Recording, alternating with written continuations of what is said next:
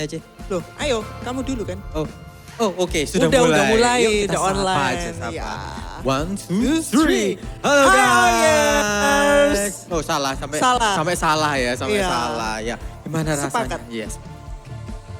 Tapi rasanya hari ini super excited ya. Iya, dengan Karena ibadah kali ini. Karena hari ini gak cuman kita ketemu Augers, tapi juga kita bisa bersekutu bersama dan yang pasti kita ketemu sama Tuhan. Bener banget, apalagi kalau online gini kan kerasa jauh sebenarnya. Hati kita ini dekat loh. Dekat. Tidak ada yang membatasi kita selain layar saja.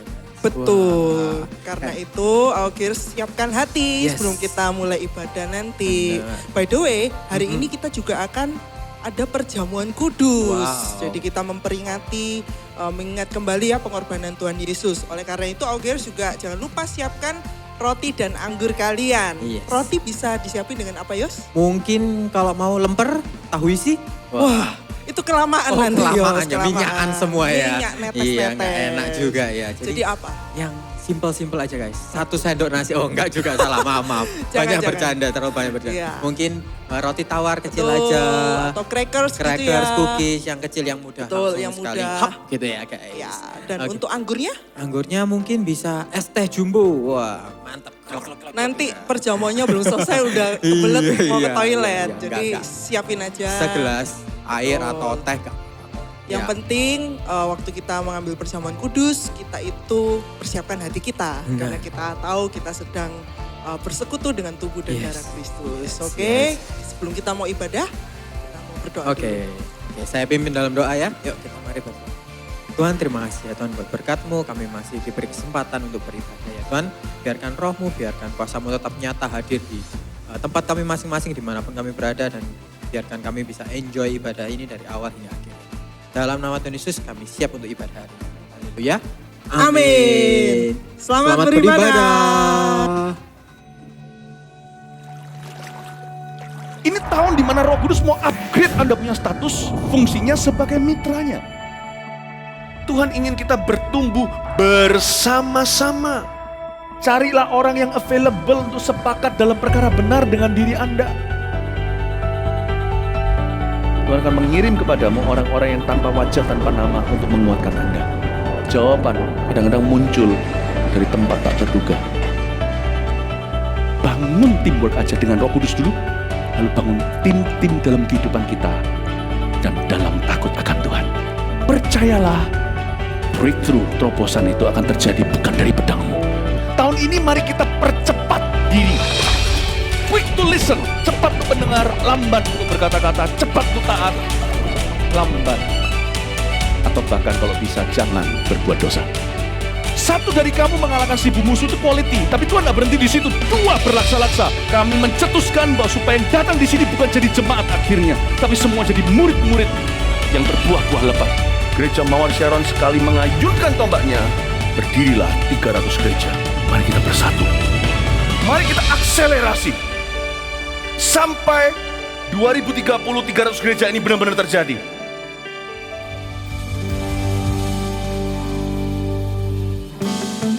Ayo angkat pujian kita bagi Tuhan bersama-sama, come on! Yeah!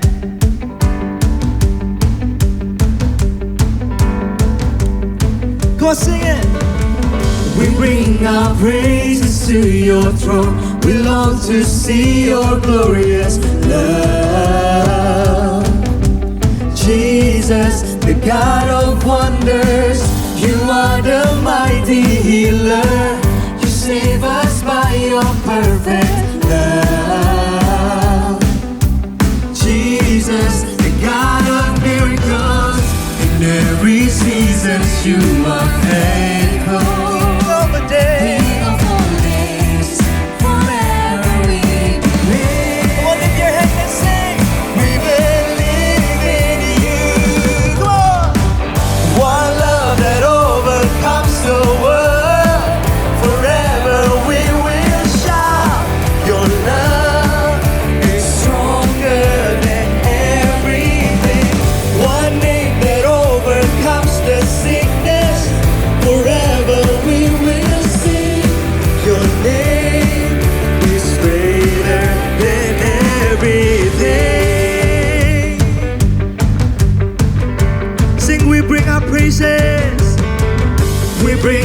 praises to your throne. We long to see your glorious love.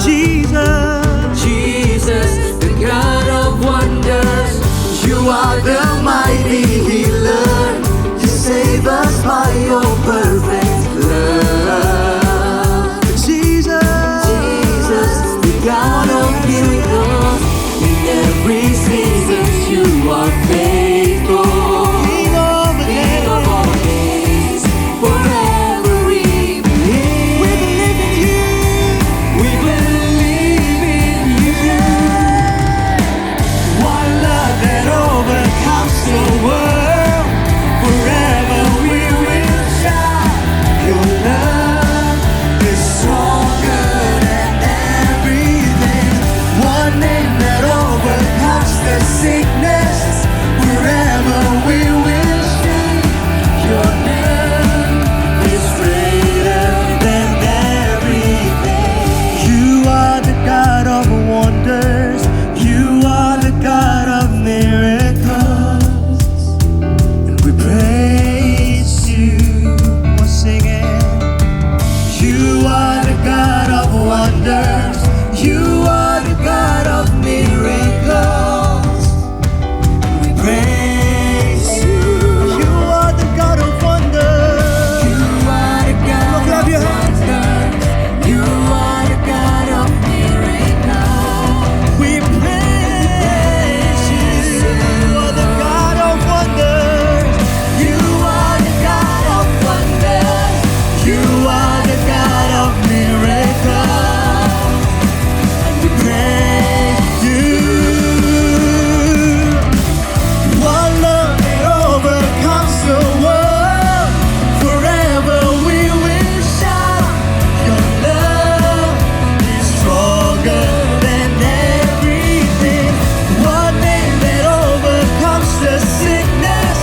Forever we will sing. Your name is greater than everything. Your name is greater than everything.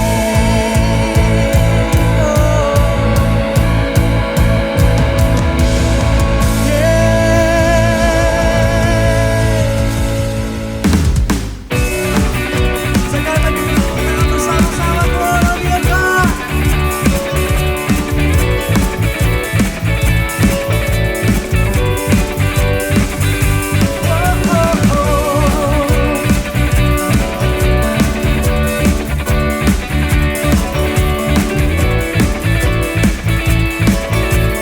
Katakan namamu kudus. Namamu kudus, kudus dan agung. Engkaulah Raja berkuasa dan benar. Kami bersuka mengangkat suara bagimu Raja teragung selamanya. Tak terbandingkan oleh megahnya dunia. Kebenaranmu membebaskan, ubahkan segalanya. Hanya kami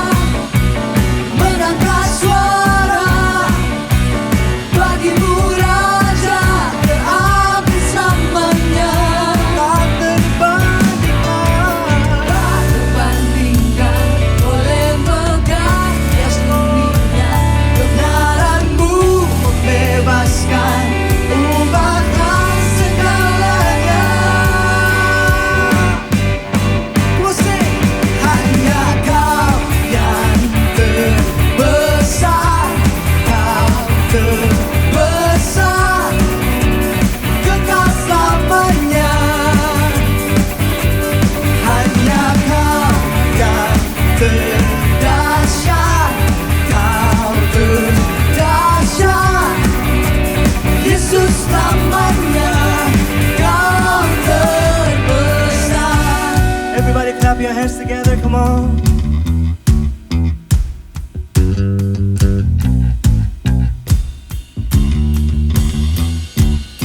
Come on, let's sing it. One. Oh, oh, oh, oh, oh, oh.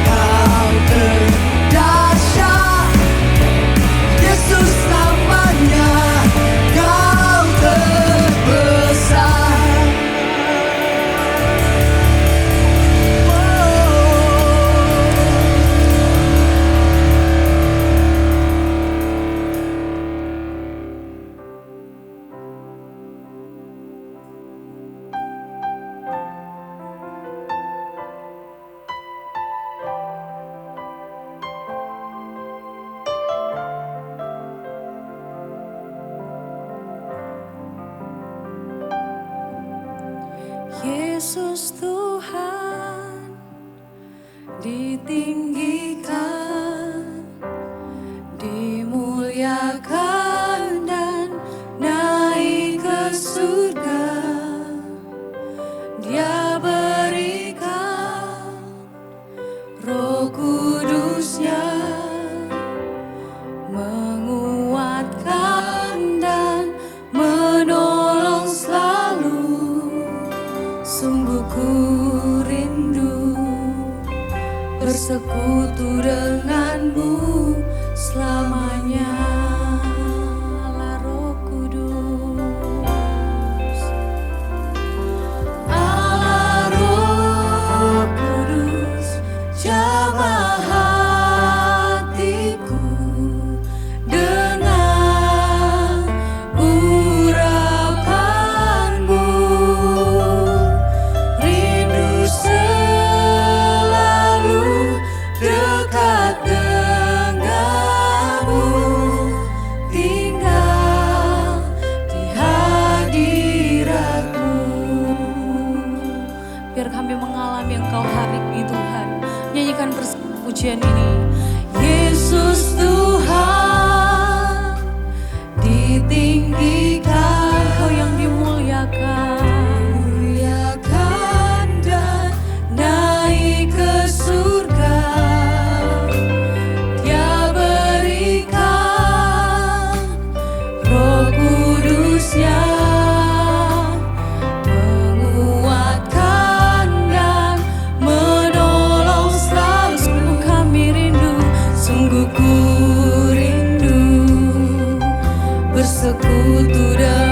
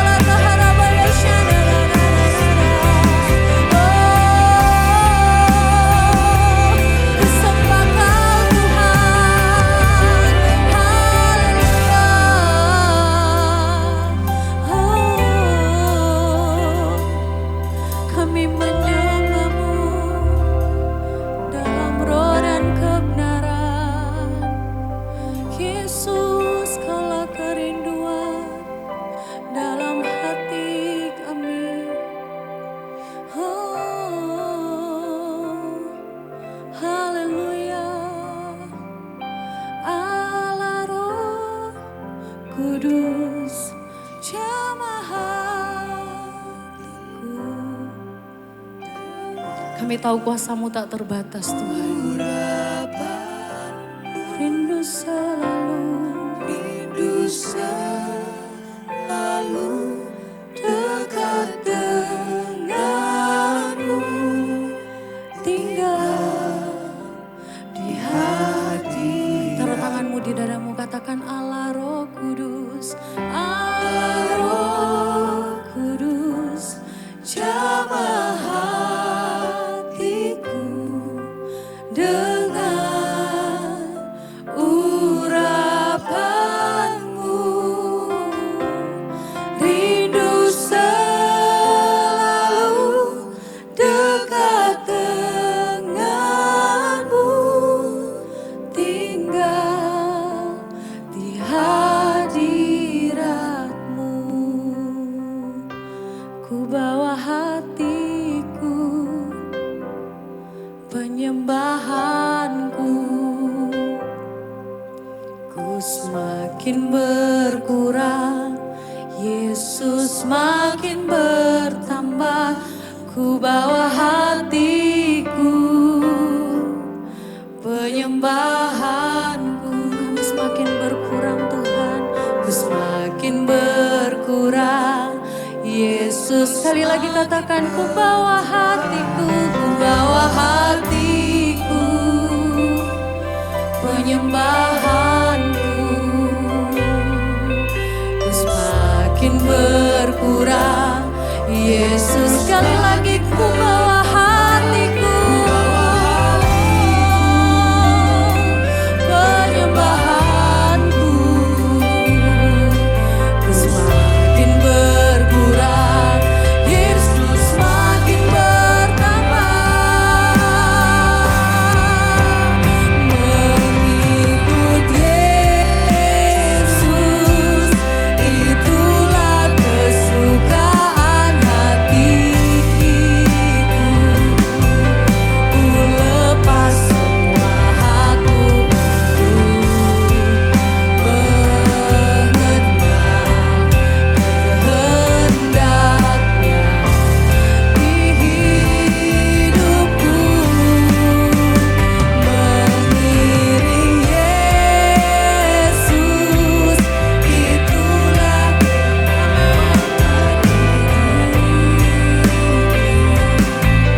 ku yakin anugerahnya mampu jadikanku hamba yang tenang selalu.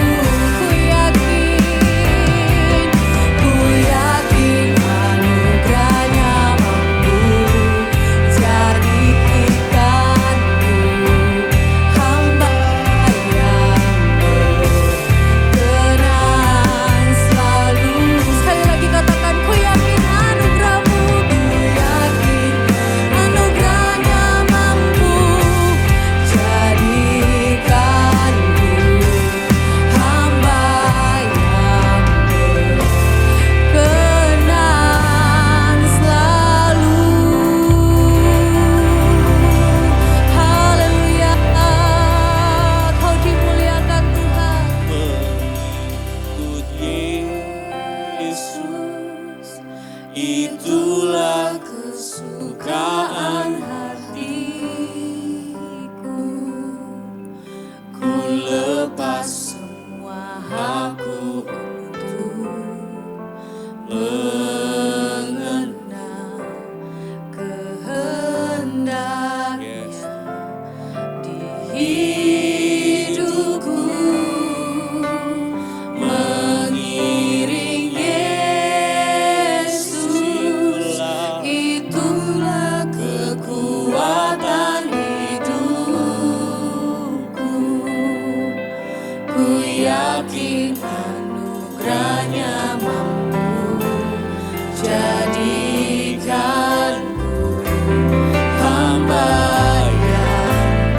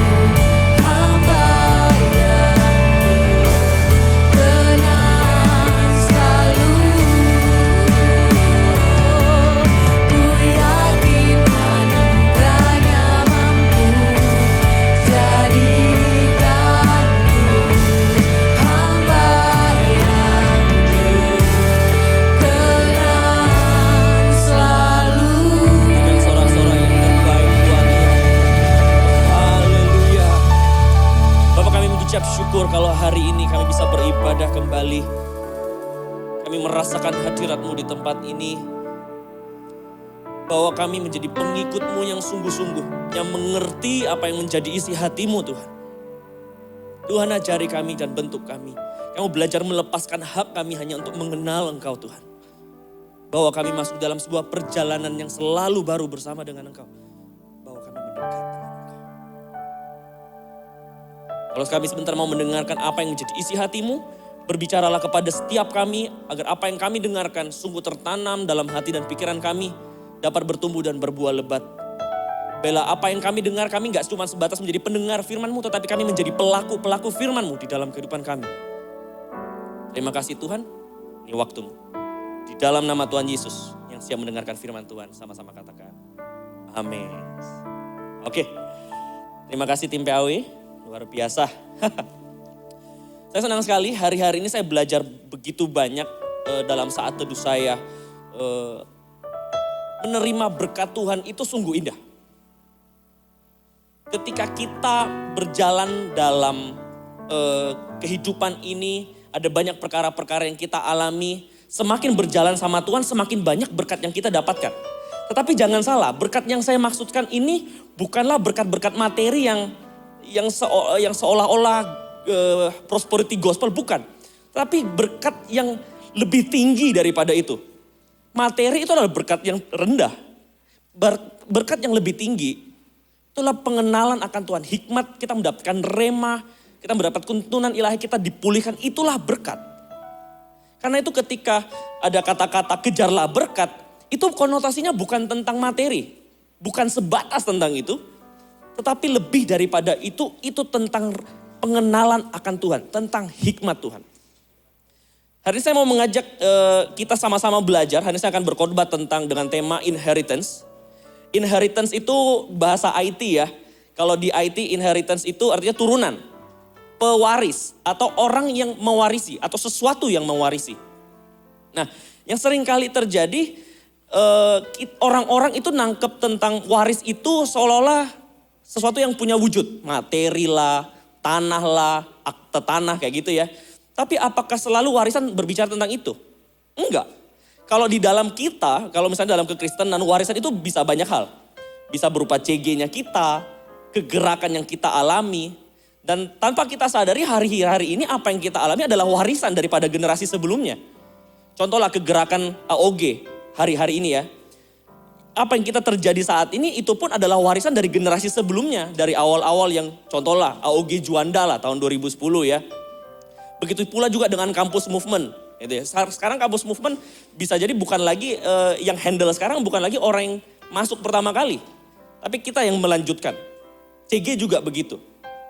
Tetapi seringkali yang menjadi permasalahannya kita hanya menangkap apa yang wujudnya yang terlihat seolah-olah seperti apa yang kita bisa pegang, apa yang kita rasakan, tetapi kita tidak menangkap cara mengerjakannya.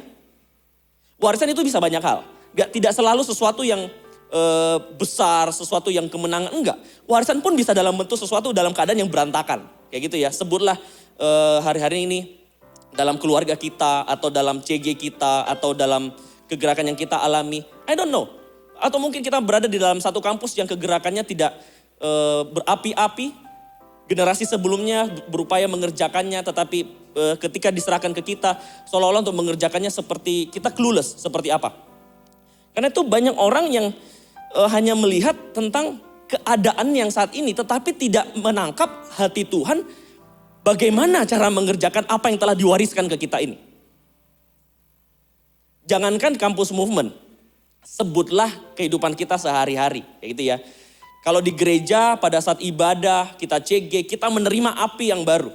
Kita menerima semangat yang berkobar-kobar buat cari Tuhan. Tetapi pernah gak kita ngerasa seolah-olah api itu hanya bertahan 2-3 minggu. Kayak gitu ya. Kita mewarisi api yang didapat dari CG, berkobar-kobar di dalam diri kita, semangat pengen pelayanan. Tetapi beberapa waktu kemudian kita ngerasa kayak, kenapa kempes lagi ya? Seolah-olah kayak, kenapa aku bisa dulu berapi-api sekarang enggak ya? Karena kita cuma terima apinya, tetapi kita tidak berusaha menangkap bagaimana cara mengapi-apikan dirinya. You know what I mean? Kita hanya menerima, tetapi kita tidak berusaha nangkep gimana sih supaya ketika apiku mulai kempes, aku tahu bagaimana cara supaya apinya ini bisa berkobar lagi. Ya, api pasti selalu datangnya dari Tuhan. Tetapi bagaimana cara pandang kita supaya kita punya hati yang siap buat terima api dari Tuhan itu. Hari ini kita sama-sama belajar di perjanjian lama, ada satu kisah yang luar biasa, di mana orang ini mewarisi tidak cuma tentang janji Tuhan dalam kehidupannya, tetapi juga bagaimana cara pandangnya. Oh ya, setiap warisan mau dalam keadaan yang ideal, mau dalam keadaan berapi-api, kemenangan atau dalam berantakan, itu selalu mengandung janji. Kalau misalnya kita terima mungkin keadaan kita hari ini tidak dalam keadaan yang ideal, dalam keadaan yang gak cocok dengan kita, rasanya menyesakkan, percayalah. Sekalipun itu mungkin adalah hasil dari generasi sebelumnya yang kita terima. Percayalah ada janji yang besar di depan di mana kita akan mengalami pemulihan, kita akan mengalami kemenangan. Katakan amin. Begitu pula juga apabila warisan kita terima adalah berupa kemenangan. Kita menerima janji untuk mengalami kemenangan yang lebih besar lagi. Nah, hari ini saya pengen ngajak setiap kita, ayo kita tidak cuma menjadi orang yang selalu nerima ikan, tetapi kita belajar menjadi orang yang punya pancing. Sehingga ketika kita sudah kehabisan ikan, kita punya pancing buat nangkep ikan.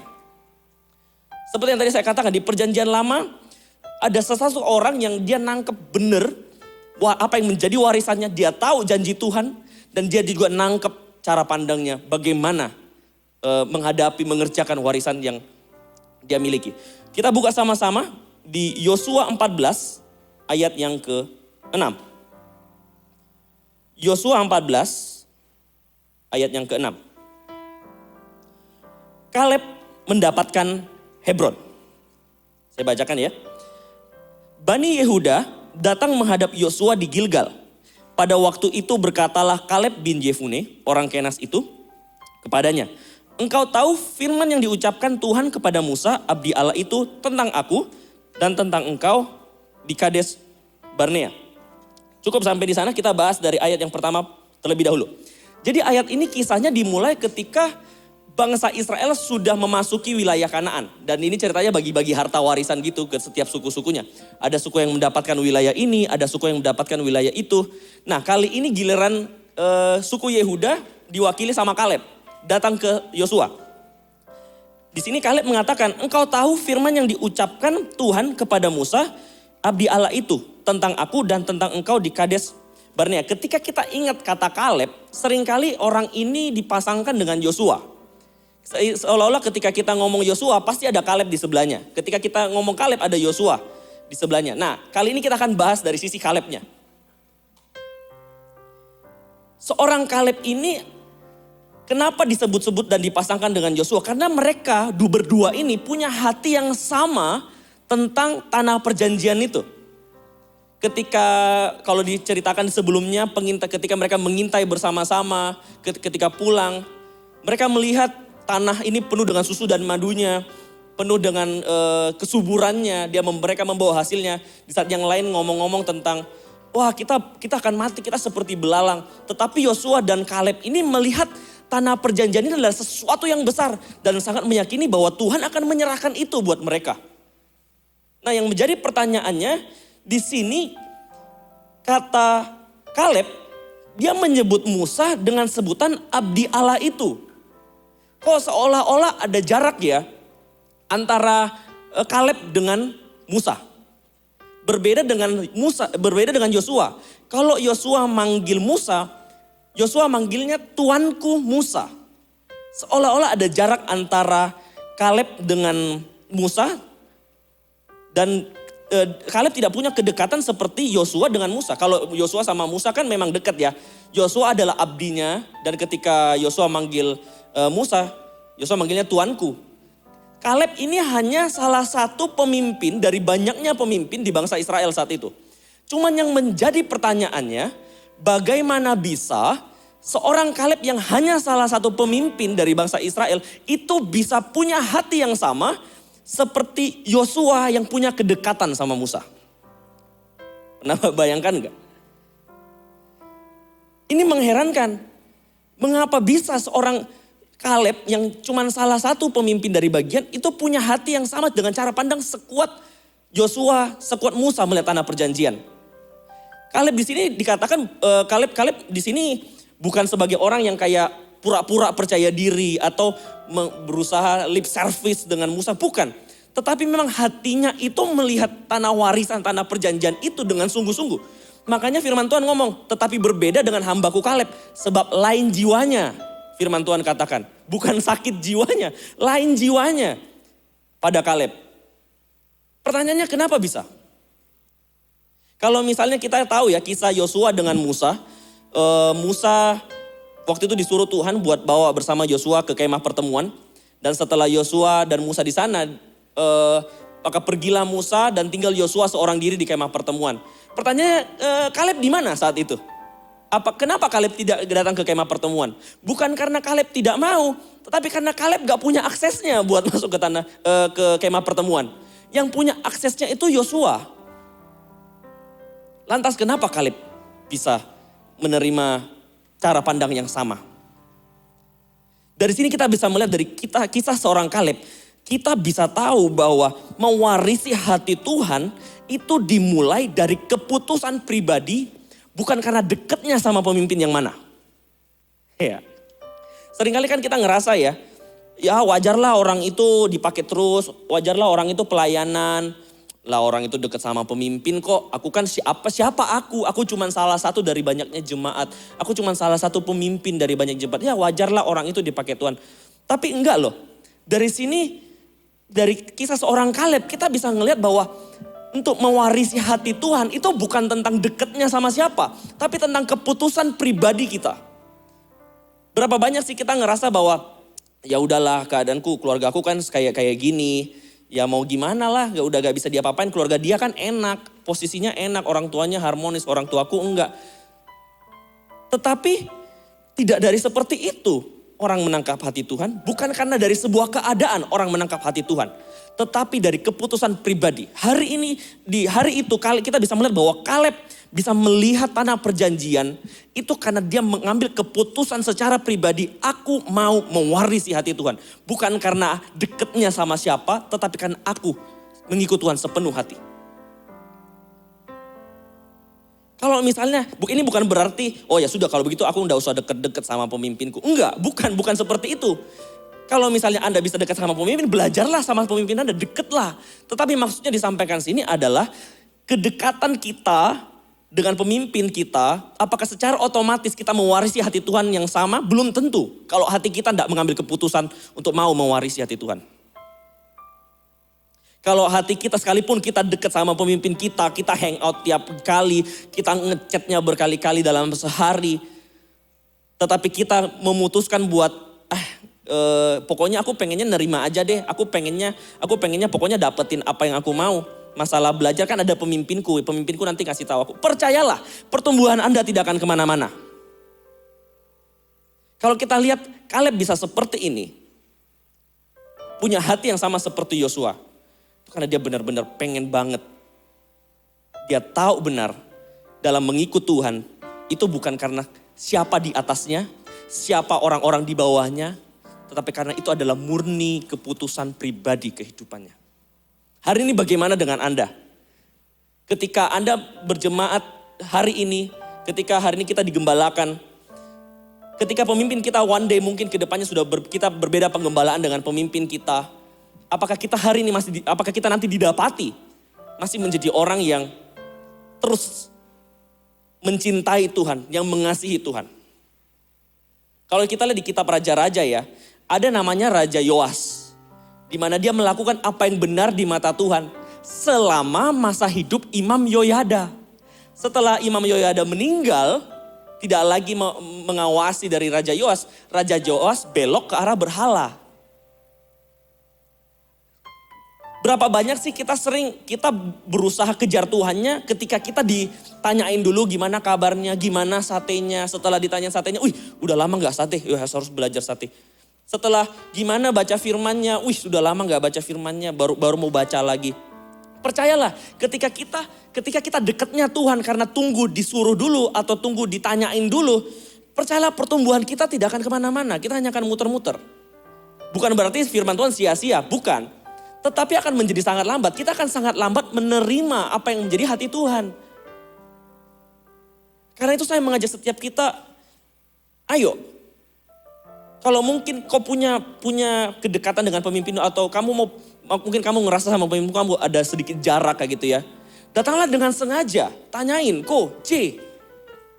aku pengen belajar tentang ini. Ya apa caranya seperti ini, ya apa caranya seperti itu.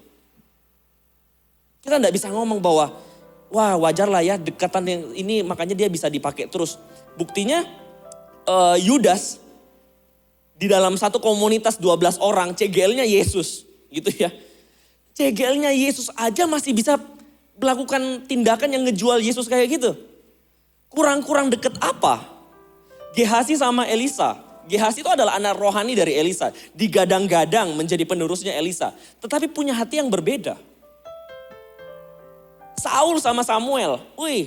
Ketika Samuel tahu bahwa Saul melakukan hal yang perilaku yang tidak taat. Samuel itu marah, Saul itu kecewa. Padahal mereka dekat loh, hubungan mereka seperti ayah dan anak kayak itu loh. Tetapi ada hati yang tidak diwariskan. Mereka anak didik mereka tidak menangkap hati seperti bapak rohaninya. Hari ini saya ngajak kita, ayo. Bukan lagi menjadi orang yang tunggu di pompa-pompa. Bukan lagi menjadi orang yang tunggu di follow up terlebih dahulu baru kita cari Tuhan. Bukan. Percayalah ketika kita menghadapi perjalanan kehidupan kita akan sulit mengenal Tuhan. Karena segala sesuatunya mau melihat cara pandang seperti apapun ya. Selalu dimulai dari hati yang memang memutuskan. Buat pengen mewarisi hati Tuhan. Kita lihat di ayat yang ke-7 dan yang ke-8. Aku berumur 40 tahun ketika aku disuruh Musa hamba Tuhan itu dari Kades Barnea untuk mengintai negeri ini dan aku pulang membawa kabar kepadanya yang sejujur-jujurnya. Sedang saudara-saudaraku yang bersama-sama pergi ke sana dengan aku membuat tawar hati bangsa itu, aku tetap mengikuti Tuhan Allahku dengan sepenuh hati. Ketika Kaleb menyampaikan tentang hal ini, Kaleb seolah lagi flashback tentang pengalamannya yang sebelumnya. Dia menceritakan bahwa dia bersama saudara-saudaranya. Nah coba kita bedah. Saudara-saudaranya ini siapa? Saudara-saudaranya ini sama-sama adalah pemimpin-pemimpin dari berbagai suku di Israel. Dan orang-orang ini bukan orang-orang yang kaleng-kaleng loh. Setiap suku Israel itu kalau kita buka di kitab bilangan. Setiap suku itu berjumlah 50.000, 60.000, 40.000. Jadi bayangkan bahwa satu orang yang mewakili satu suku ini jelas bukan orang yang kaleng-kaleng. Bayangkan ya 40.000 itu banyak. Kalau kita jumlah di SCC sini jumlah maksimal berapa sih? 4.000, 5.000. Nah bayangkan kalau misalnya jumlah orang suku di saat itu ada 40.000 orang. Artinya ada 8 kalinya kapasitas SCC. Itu diwakili sama satu orang.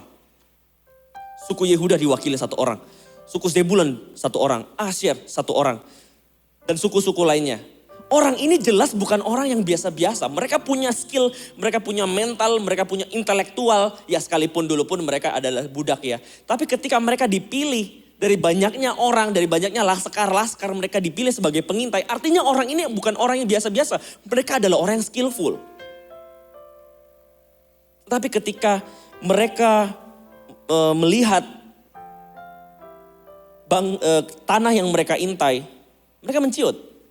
Mereka mengatakan kita seperti belalang lah. Tanah yang kita mau duduki itu orang-orangnya makan orang penduduknya, kanibal kayak gitu. Mereka ngomong hal-hal yang semuanya yang tidak masuk akal dan menawarkan hati bangsa itu. Di situ Kaleb ngomong, Kaleb juga bawa kabar yang sejujur-jujurnya. Kaleb pun mengatakan, ketika Kaleb mengatakan bahwa dia membawa kabar yang sejujur-jujurnya, artinya Kaleb pun mengakui bahwa memang bangsa itu orangnya besar-besar.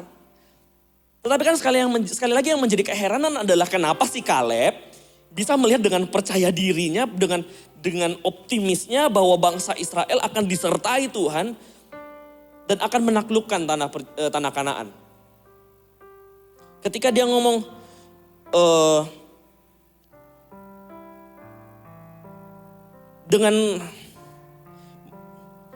Aku tetap mengikuti Tuhan Allahku dengan sepenuh hati. Di ayat yang ke-8 saya ulangi. Sedang saudara-saudaraku yang bersama-sama pergi ke sana dengan aku membuat tawar hati bangsa itu.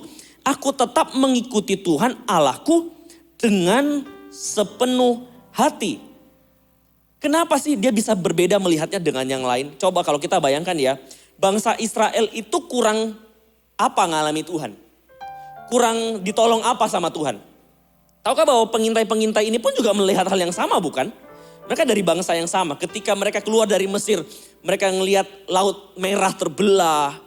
Ketika mereka berjalan di padang gurun, mereka lihat tiang awan dan tiang api menyertai mereka. Lantas kenapa mereka seolah-olah kayak gak menganggap itu ada? Padahal itu sesuatu yang supranatural loh. Berbeda dengan kalau kita lihat di kisah lain ya. Kalau kisah lain, misalnya di kisahnya Yusuf. Yusuf itu ketika dia ditolong Tuhan di firman Tuhan katakan Tuhan menyertai Yusuf kayak gitu ya. Penyertaan Tuhan di Yusuf itu tidak sefantastis bangsa Israel loh. Kalau penyertaannya Tuhan di bangsa Israel ketika keluar dari Mesir itu luar biasa sekali. Bayangkan mereka haus, batu diperintahkan keluar air. Mereka dipelihara Tuhan dapat roti dari surga, mana setiap hari. Ketika mereka minta daging kayak gitu ya. Tuhan kasih burung puyuh. Saya bayangkannya ketika lagi dalam masa bingungan gitu ya. Mereka minta daging. Tuhan minta daging. Terus habis itu mereka melihat ada burung puyuh. Mereka tanya, "Burung apa tuh, Man?" "Burung puyuh." "Burung apa?" "Burung puyuh." Kayak gitu ya. So mereka melihat burung puyuh ini benar-benar, Tuhan ngasih kebutuhan mereka. Tetapi mereka tetap tidak menyadari bahwa Tuhan mereka itu begitu besar. Mereka ngalami Tuhan, mereka melihat penyertaan Tuhan yang begitu supernatural secara fisik, mata kepala bisa melihatnya. Tetapi mereka berkali-kali menyakiti hati Tuhan, mereka berkali-kali tidak percaya sama Tuhan. Dari kisah seorang Kaleb, apa yang kita bisa tangkap? Apa yang kita bisa lihat bahwa kenapa Kaleb bisa mewarisi hati Tuhan? Kenapa Kaleb berbeda? Poin saya yang kedua adalah Kaleb mengejar pengenalan di dalam pengalaman bersama dengan Tuhan. Kaleb mengejar pengenalan di dalam pengalaman bersama dengan Tuhan. Ketika bangsa Israel dipelihara, ada mana, Kaleb melihat bahwa, ini ternyata Tuhan yang seperti ini. Tuhan adalah Allah yang memelihara kita. Ketika mereka keluar dari bangsa Mesir, mereka lewat laut merah, Kaleb melihat bahwa, Tuhan adalah Allah yang membela kita. Tuhan adalah Allah yang menyelamatkan kita. Itu mereka simpan. Itu Kaleb menyimpan itu di dalam hatinya dan dia semakin kenal Tuhan dalam setiap pengalaman bersama dengan Tuhan. Berapa banyak di antara kita yang sering banget ditolong sama Tuhan. Kita bisa sharing tentang kebaikan Tuhan, tetapi hati kita tetap tidak mengenal apa yang menjadi kehendak Tuhan dalam kehidupan kita. Berapa banyak sih yang kita begitu dalam keadaan kepepet, kita kejar-kejar Tuhan ketika ke dalam lagi butuh susah, misalnya butuh duit kah, atau mau ujian kah. Ya biasa saat-saat ujian, saat-saat UTS itu kan musim-musim di mana hati itu tiba-tiba seolah-olah seperti rusa yang merindukan air gitu ya. Tiba-tiba pengen deket sama Tuhan aja. Ketika mau UTS, UAS, mau sidang skripsi gitu ya. Seolah-olah bagaikan rusa yang tiba-tiba haus pengen cari Tuhan kayak gitu ya. Pengennya doa terus. Kenapa? Butuh pertolongan Tuhan. Itu ya. Tetapi setelah ditolong Tuhan, setelah ngalami Tuhan, hati tetap sama seperti seolah-olah belum mendapatkan pertolongan Tuhan. Masih ngerasa kayak gue bisa berjalan dengan kekuatan sendirilah. Gue bisa melakukan ini itulah. Berapa banyak sih kita datang ke Tuhan itu seringkali karena minta pertolongan doang. Tetapi kita tidak minta pengenalannya. Bukan berarti ketika kita datang minta pertolongan ke Tuhan salah. Enggak. Sebab memang di mana lagi tempat pelarian kita selain ke Tuhan. Benar. Tetapi dalam masa-masa kita yang biasa-biasa. Gak ada permasalahan. Saat itu apakah kita berusaha tetap kenal Tuhan? Misalnya kita sebagai pekerja ya, dikejar target sales, kayak gitu. Wah, kita sudah berusaha maksimal, kita merasa kita sudah melakukan yang terbaik, kayak gitu ya. Terus kita doa, Tuhan pengen closing, Tuhan pengen closing. Dan ternyata Tuhan turun campur tangan dan akhirnya closing. Kayak gitu ya. Habis itu target tercapai di dalam bulan itu. Wah, kita bisa share Tuhan begitu baik, Tuhan begitu dahsyat, memberikan pertolongannya di saat kita sedang membutuhkan. Iya, itu benar. Tetapi apakah setelahnya kita menjadi orang yang belajar bahwa oh ternyata Tuhan pengen aku mengupgrade skillku tidak cuma gini-gini aja. Ternyata Tuhan pengen berperkara dengan aku, Tuhan pengen membawa aku belajar lebih banyak hal lagi.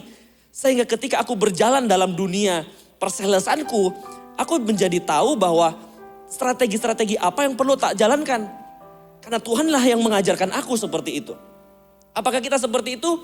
Atau kita ngerasa oke, thank you Tuhan, pertolonganmu begitu ajaib. And then kita do nothing again.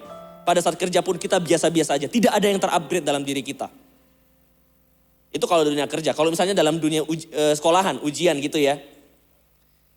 Aktivitas banyak, kebanyakan kerja aktivitas lain, main game dan segala macamnya. Terus gak sempat belajar. Terus ujian, belajar sebisanya gitu ya. Pada saat kerjaan ujian bisa. Tapi selesai ujian Tuhan semoga jawabannya bisa benar. Tuhan supaya guru-guru pada saat meriksanya seolah-olah diluputkan dengan hal-hal yang tidak benar, semuanya jadi benar. Tiba-tiba semuanya jadi butuh pertolongan Tuhan, kayak gitu ya. And then setelah hasilnya keluar, wah puji Tuhan, Tuhan tolong saya. Terima kasih Tuhan. Kemudian ada ujian berikutnya terulang lagi hal yang sama. Tidak seperti itu. Justru ketika kita ditolong Tuhan, kita harus belajar mengenal apa sih yang menjadi Tuhan mau dalam kehidupan kita. Di sini Kaleb mengerti benar apa yang menjadi perannya dia. Dia tidak menjadi orang yang setelah mendapatkan pertolongan Tuhan, lalu oke, ketika menghadapi masalah, dia kembali lagi menjadi orang yang kayak, wah kayaknya Tuhan tidak tolong kita nih. Tidak, tetapi ketika Kaleb merasakan Tuhan menolong bangsa Israel, Kaleb menjadi mengerti, oh ternyata Tuhan itu adalah Allah yang memelihara, Allah yang menyediakan, dialah tanduk keselamatan kita. Karena itu dikatakan Kaleb mengikuti Tuhan dengan sepenuh hati. Sini kita bisa lihat bukan, bahwa ketika Kaleb mengatakan mengintai bangsa tanah Kanaan ya. Dia tidak cuma melihat janjinya begitu besar, tetapi dia melihat Tuhannya begitu nyata. Dia belajar mengenal Tuhannya. Hari ini seperti apa kita? Seringkali kita ngerasa diri kita bahwa aku sudah ngandalin Tuhan kok, aku sudah berdoa dengan apa yang saya kerjakan. Tapi nyatanya ternyata kita tidak sungguh-sungguh mengejar Tuhan. Kita tidak sungguh-sungguh mengejar pengenalan Tuhan. Katakanlah, kapan terakhir kali Anda saat teduh? Atau kapan terakhir kali Anda membaca firman? Bisa jadi mungkin bisa pada saat mungkin bulan lalu kita ngalami Tuhan di khotbah AOG. Ada yang ngomong tentang secret place. Langsung dijamah Tuhan, dilawat Tuhan sedemikian rupa. Oke, hari ini aku pengen belajar mengenal Engkau, belajar mengenal Engkau. Akhirnya saat teduh, and then kemudian mulailah makin lama, kok rasanya gini ya, kok rasanya gitu ya. Karena mungkin dari step pertama pun kita tidak sungguh-sungguh mengambil keputusan buat mau kejar hati Tuhan.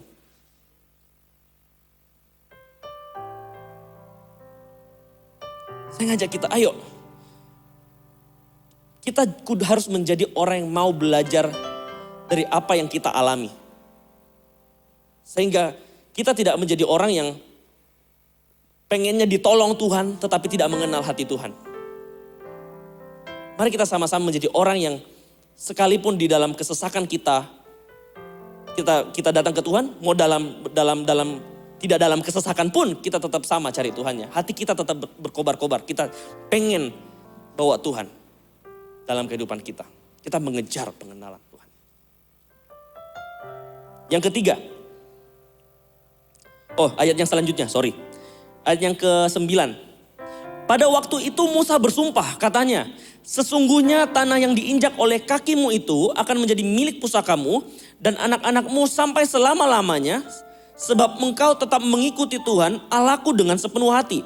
Jadi sekarang sesungguhnya Tuhan telah memelihara hidupku seperti yang dijanjikannya. Kini sudah 45 tahun lamanya sejak diucapkan Tuhan firman itu kepada Musa. Dan selama itu orang Israel mengembara di padang gurun. Jadi sekarang telah berumur 85 tahun aku hari ini. pada waktu ini aku masih sama kuat seperti pada waktu aku disuruh Musa. Seperti kekuatanku pada waktu itu, demikianlah kekuatanku sekarang untuk berperang dan untuk keluar masuk. Ini keren sekali.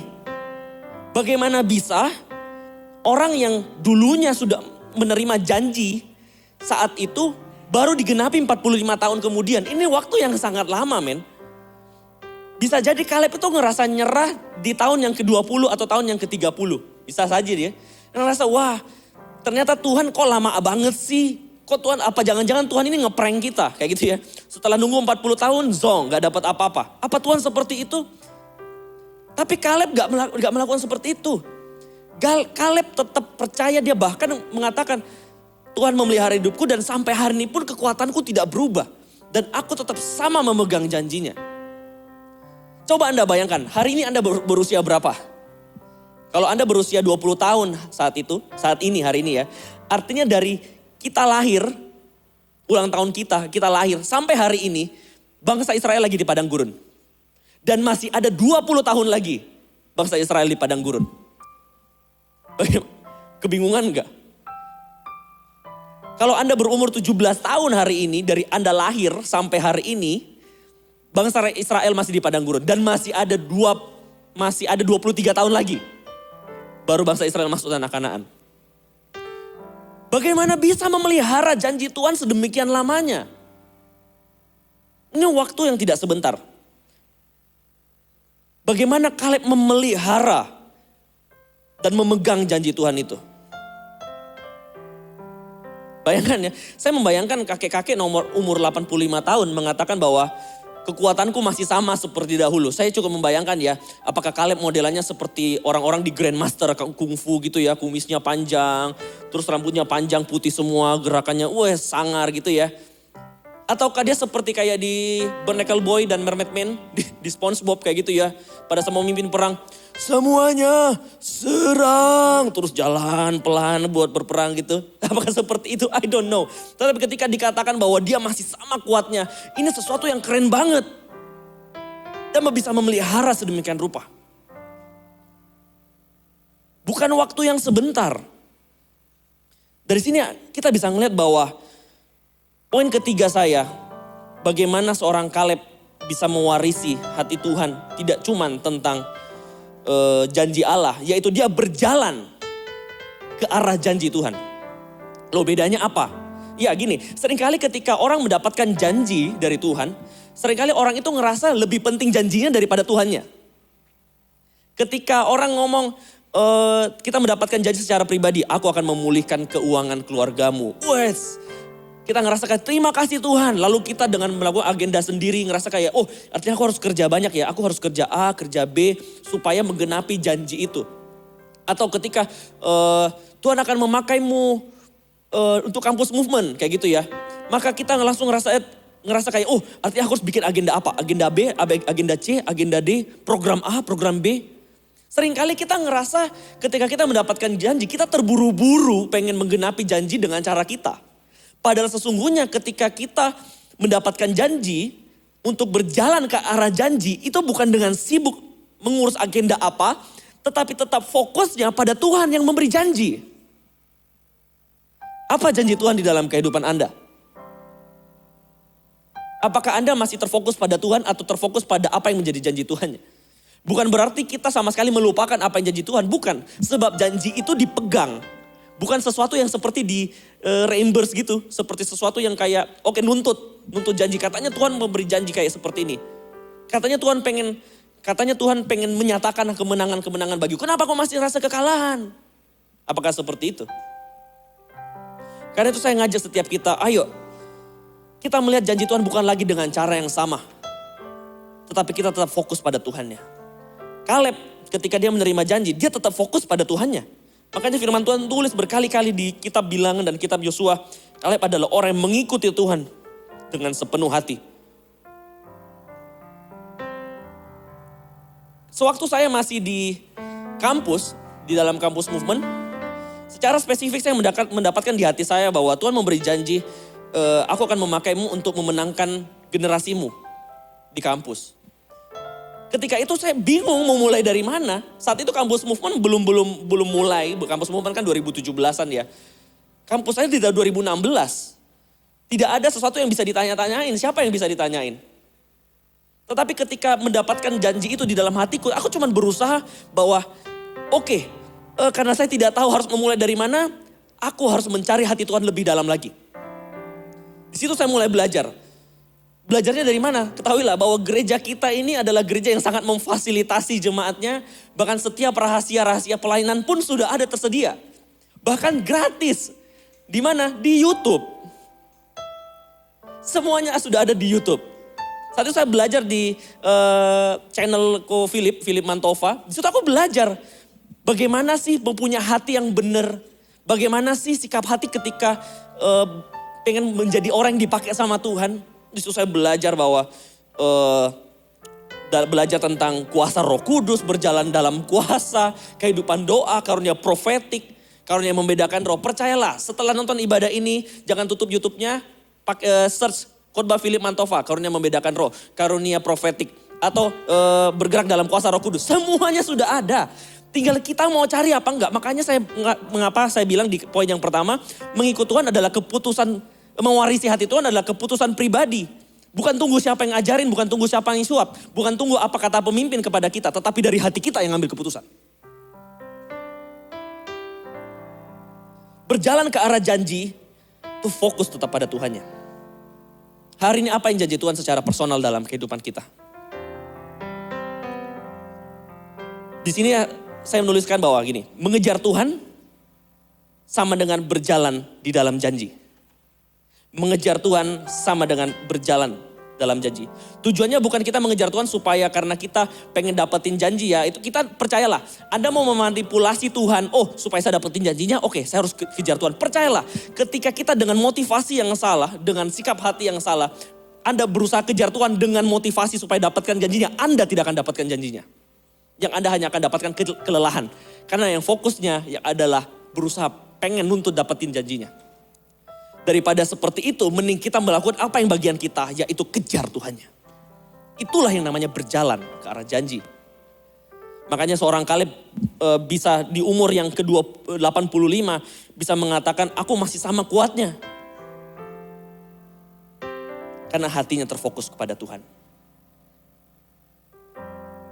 Setelah sampai dia pada waktunya, baru dia ngomong, Tuhan, dia ngomong sama Yosua, bro. Waktu itu Abdi Allah Musa itu ngomong bahwa yang mendapatkan tanah bagian ini adalah aku. Aku mau dapetin ini, bro. Gitu. Bahkan dikatakanlah di ayat yang berikutnya, ayat 12. Oleh sebab itu berikanlah kepadaku pegunungan yang dijanjikan Tuhan pada waktu itu. Sebab engkau sendiri mendengar pada waktu itu bahwa di sana ada orang enak dengan kota-kota yang besar dan berkubu. Mungkin Tuhan menyertai aku sehingga aku menghalau mereka. Seperti yang difirmankan Tuhan. 19, lalu Yosua memberkati Kaleb bin Yefune dan diberikannya lah Hebron kepadanya menjadi milik pusakanya. Ending-endingnya Kaleb pun melihat dengan mata kepalanya sendiri tentang apa yang jadi janji Tuhan di dalam kehidupannya. Saya percaya, mau dalam keadaan masa seperti apapun, mau dalam keadaan kesesakan kah, mau dalam keadaan yang baik kah, Tuhan selalu ada buat kita. Karena itu jangan pernah ragu, buat kita selalu mengejar hati Tuhan, apapun keadaannya. Saya undang tim PAW buat naik kembali. Sedikit mengulangi, saya maju setiap kita, ayo menjadi orang yang datang ke Tuhan. Bukan karena siapa yang ada di belakang kita, bukan karena siapa pemimpin kita, tetapi karena kita memang dengan lantang mengatakan, aku mau mewarisi hati Tuhan. Dan kita terus mengejar pengenalan dalam setiap pertolongan Tuhan dalam kehidupan kita.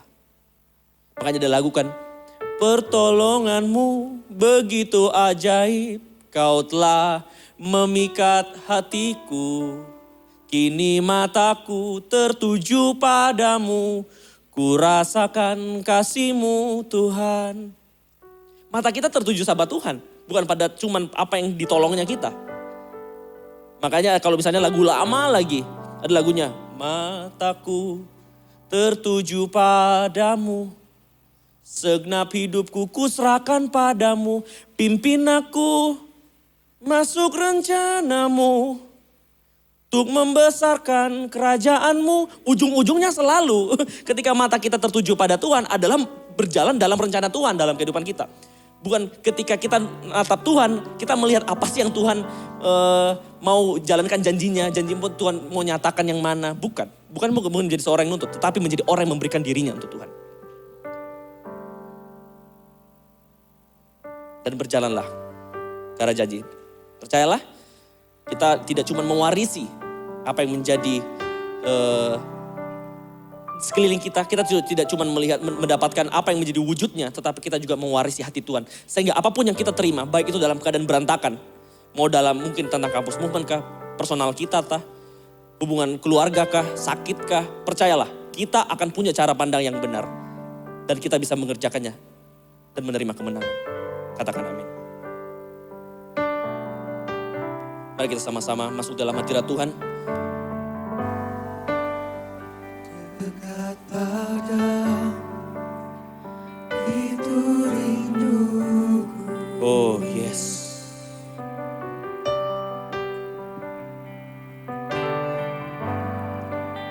Setiap kataku kau pun menunggu.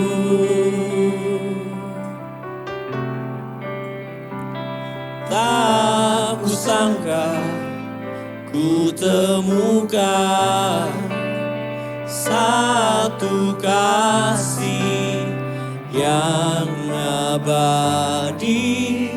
Kini ku datang dan ku bawa hidupku. Mari kita sama-sama pandang wajahnya. Memandang wajahmu, mengikuti kebaikanmu, mengejar hadirmu di dalam hidupku. Oh, membawa sembahku,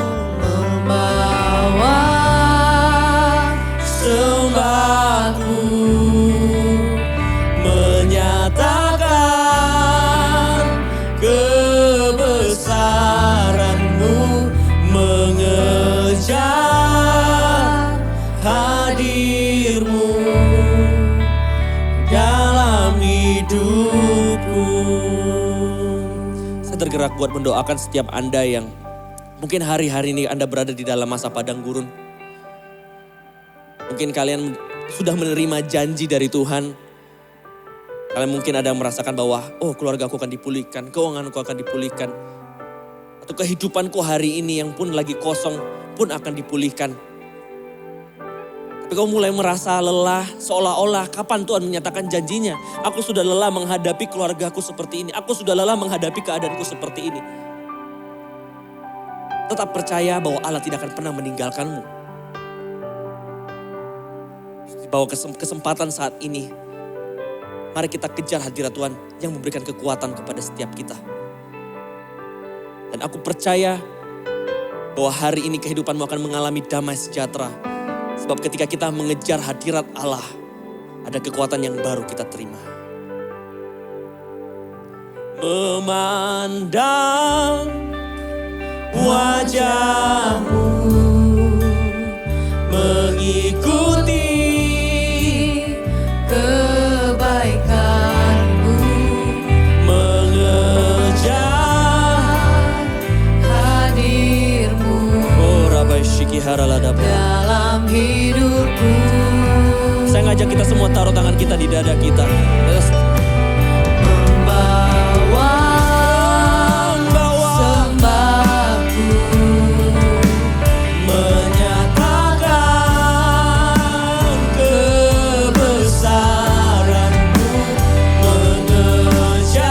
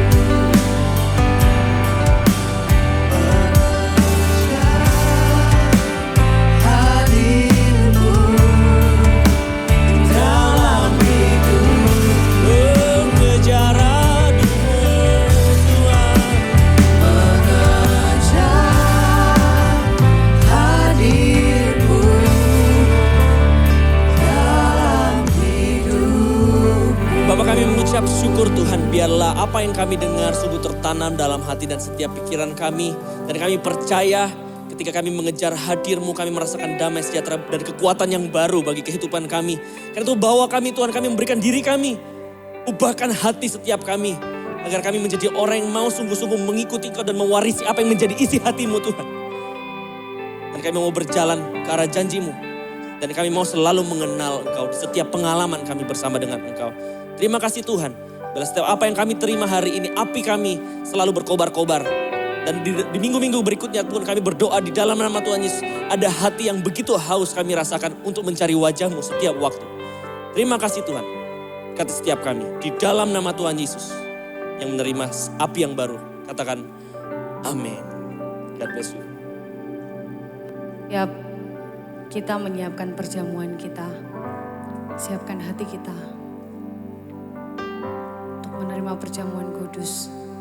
Bersekutu dengan-Mu Tuhan. Di dalam hidup kami Tuhan. Hanya Kau Tuhan di hidupku. Kau berikan hidup yang baru. Darah-Mu menyucikan, pulihkan hatiku. Ku nyatakan Kaulah segalanya. Engkaulah sumber pengharapan. Kuasa-Mu sanggup menyembuhkan. Aku pun berdoa hanya kepadamu. Yesus, Kaulah segalanya. Karena salib-Mu, karena salib-Mu, ku hidup. Karena salib-Mu,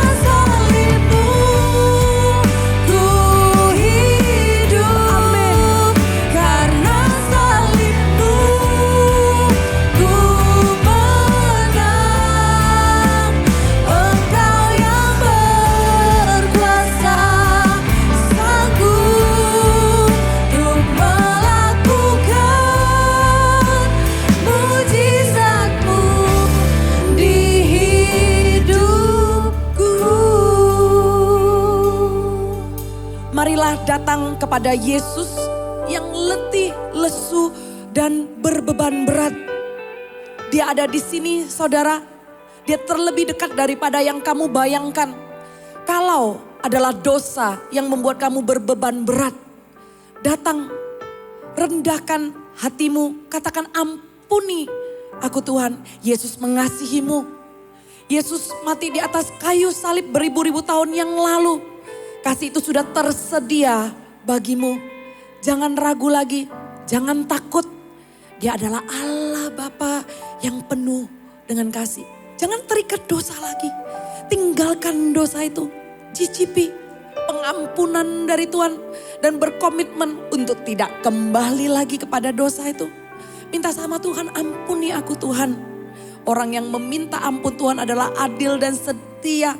Bukan saja engkau diampuni tapi engkau juga disucikan. Saat kita mengambil perjamuan kudus, imanmu terangkat kepada pengorbanannya di atas kayu salib. Roti yang diangkat ini adalah roti biasa tapi melambangkan tubuh Kristus yang dikorbankan, disalibkan untuk mengampuni dosaku, untuk mengampuni dosamu. Bagi yang sudah memegang rotinya, angkat tinggi-tinggi sama-sama. Mata tertuju kepada Yesus. Dengan ucapan syukur mari kita pecahkan sama-sama. Dan kita makan di dalam nama Tuhan Yesus.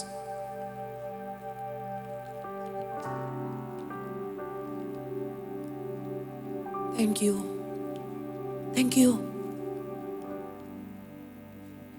Karya keselamatannya akan membawa kamu masuk ke dalam kemenangan demi kemenangan. Kemuliaan kepada kemuliaan yang lebih besar. Bagi yang lagi letih, lesu, percayalah bahwa darah Yesus akan membebaskanmu dari keadaan yang terhimpit. Darah Yesus akan memberikanmu mujizat. Dia masih melakukan mujizat sampai sekarang. Angkat anggur ini yang berupa darah perjanjian, darah Yesus. Angkat anggur ini sama-sama. Percayalah mujizat masih terjadi sampai sekarang. Arahkan matamu kepada Yesus. Saurandaya syakara dadadadadadadadadadadada. Hiradaya syakara daya waramo. Uranaya rana na na na na na na na na. Oradaya syakara dadadadada. Kami perkatakan autoimun. Kami tangking dalam nama Tuhan Yesus. Terimalah kesembuhan. Oradaya syakara la la la la la la la warabola bala bala bala bala bala bala bala bala bala. Syakara daya warabura bara bara bara bara bara bara bara bara. Kami mau perkatakan alergi yang menyerang kulit. Yang sampai membuat kamu tidak bisa keluar dari rumah. Kulit kamu sampai luka-luka ada di tangan. Kami perkatakan biarkan saat ini Tuhan menyembuhkan kulit itu. Luka itu menjadi kering dalam nama Tuhan Yesus. Syakara daya waramo. Hirandaya waramo. Raba raba raba raba raba. Syakara daya waramo. Raba raba raba raba raba raba. Hiaranda, aku berdoa untuk orang yang OCD. Ada orang yang bolak-balik terus menerus cuci tangannya. Yang bolak-balik walaupun tangannya gak perlu dicuci tapi terus dicuci sampai iritasi. Ada trauma di masa lalumu. Taruh tanganmu di hatimu. Aku berdoa dalam nama Tuhan Yesus. Pulihlah oleh darah Yesus. Pulihlah dalam nama Tuhan Yesus. Tidak akan dilampiaskan lagi dengan cuci tangan berlebihan. Tidak akan dilampiaskan lagi dalam sindrom-sindrom yang lain. Dalam nama Tuhan Yesus. Kami mengucap syukur. Karena Tuhan Yesus memberi kemenangan lewat darah ini. Kita angkat sama-sama dan kita minum dengan ucapan syukur di dalam nama Tuhan Yesus. Karena salibmu Ku hidup. karena salibmu. Haleluya. Umat Tuhan yang berkemenangan deklarasikan karena salib Kristus. Karena Yesus berkuasa dalam hidupmu. Karena Yesus sanggup. Thank you Jesus. Thank you Jesus atas mujizat, atas karya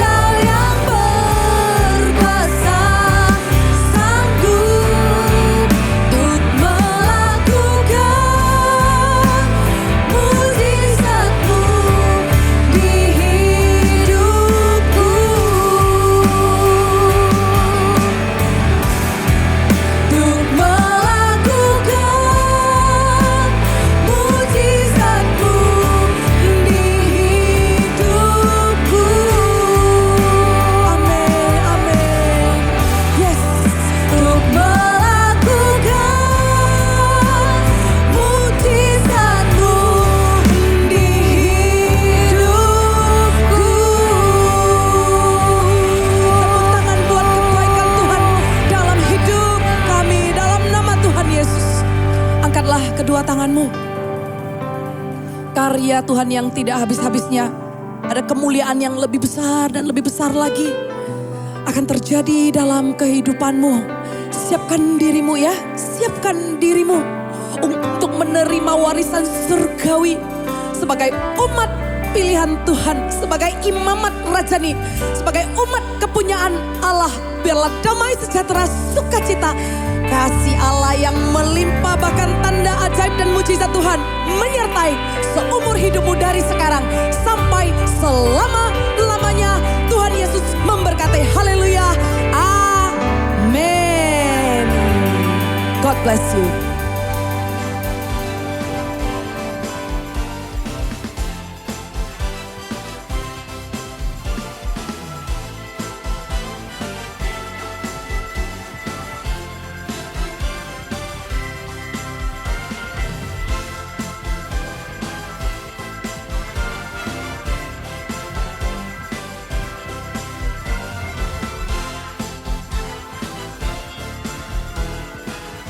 Dimulai dari Dia, sumber kasih.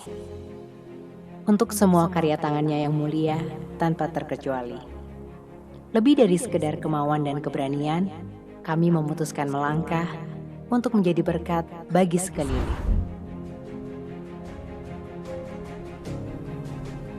Kami mempersiapkan diri, fokus,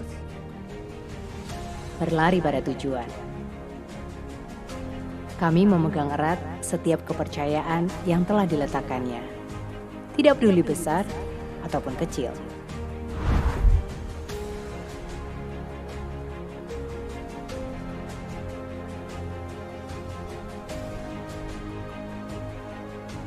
Dari tangan yang satu ke tangan yang lain. Masih dengan semangat yang sama. Tidak untuk disimpan, tetapi untuk dilanjutkan sesuai kehendaknya.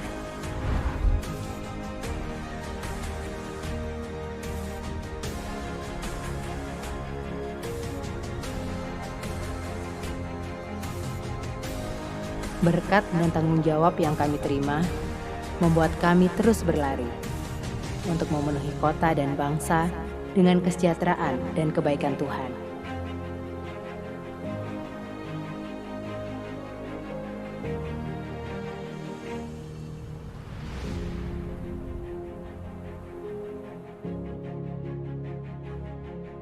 Selama masih ada tangan yang terulur, kami akan terus menjadi perpanjangan tangannya untuk menjadi berkat tanpa menunda.